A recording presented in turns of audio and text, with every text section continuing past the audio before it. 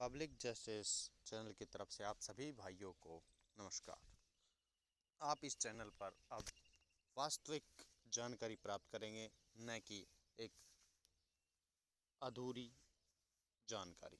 इसके लिए आज की जो ये वीडियो रहेगी, ये केवल और केवल हमारे फौजी भाइयों को जो OROP का बेनिफिट मिलता है उसकी प्रक्रिया दर्शाना है कि किस प्रक्रिया के तहत OROP रिलीज की जाती है, जो पहले भी की गई थी, अब भी की जाती है, या कोई और भी इम्प्लीमेंट होता है तो किस प्रकार से दिया जाता है।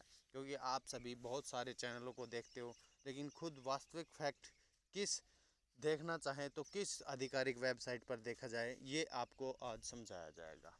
सबसे पहले भारत सरकार एक लेटर जारी करता है जो कि department of ex serviceman welfare की आधिकारिक वेबसाइट पर उपलब्ध कराया जाता है, जो कि कमेटी के बाद रिपोर्ट दी जाती है। रिपोर्ट के बाद जो लेटर बनाया जाता है भारत सरकार द्वारा, वह इसी वेबसाइट पर अपलोड किया जाता है। पूर्व सैनिक कल्याण विभाग की OROP सेक्शन के फर्स्ट में जो जहां पर आप देख रहे हो, extension of the tenure of judicial committee on OROP dated 15 जून 2016, यह सबसे लेटेस्ट रहा है। मतलब सबसे जो अभी तक का लास्ट अपडेटेड लेटर यही है। इसके बाद जो 2022 का आएगा, ये 2016 का है। जो 2022 का जो भी लेटर आएगा वो यही समझा जाएगा, और वह यह लेटर वही होगा जो OROP के संबंध में रहेगा। इसके बाद इस लेटर के बाद उसके बाद PCDA, जो PCDA इलाहाबाद है, वह अपना इस लेटर के बिहाफ पर एक सर्कुलर जारी करता है।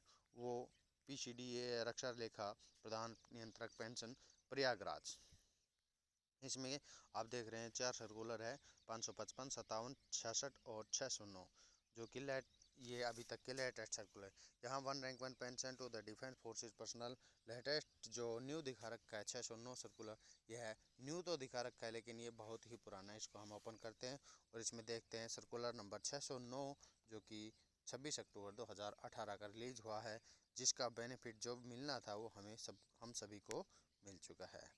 अभी ये था उसके बाद ये हमारे ऑनरेड नैप्स द्वारा एक्स ग्रुप 13 इयर्स सर्विस के लिए था, और जिनकी पे स्केल थी पेंशन की 8,078, इनको 8,136 किया गया था। यह सर्कुलर इसके संबंध में था OROP का।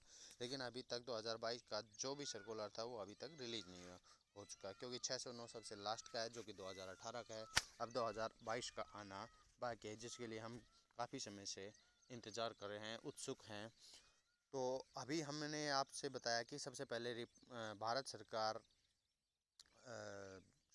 कमेटी गठित करती है, उसके बाद कमेटी रिपोर्ट सौंपती है, और रिपोर्ट सौंपने के बाद में फिर यह department of ex serviceman welfare के आधिकारिक वेबसाइट पर लेटर जारी करता है।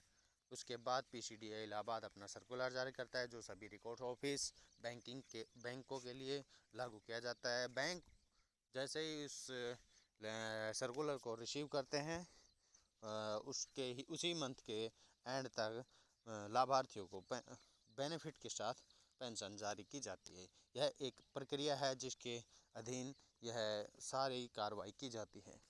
आप सभी को बताएं कि जब भी आप कभी किसी भी मतलब दुविधा वगैरह में हो, या न्यूज़पेपर के आधार पर आप डिसाइड कर रहे हो कि हमारा बेनिफिट कब मिलेगा, कब आएगा, किसी भी चैनल के आधार पर कोई कुछ कह रहा है, कोई कुछ, लेकिन आप वास्तविकता जान गए हैं, और इस वास्तविकता के आधार पर आप इन आधिकारिक वेबसाइटों को चेक कर सकते हैं जहां पर लेटर और सर्कुलर जारी किए जाते हैं।